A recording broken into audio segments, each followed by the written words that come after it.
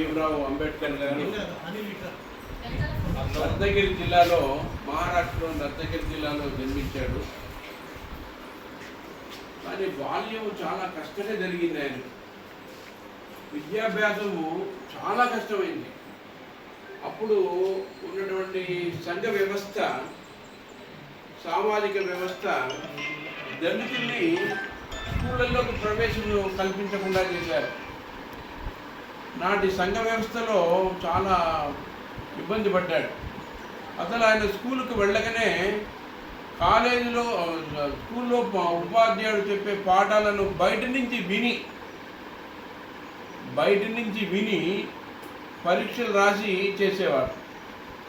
కానీ నాటి కాలంలో ఒక బ్రాహ్మణ ఉపాధ్యాయుడు అతన్ని దగ్గరగా తీసుకొని ఇతనిలో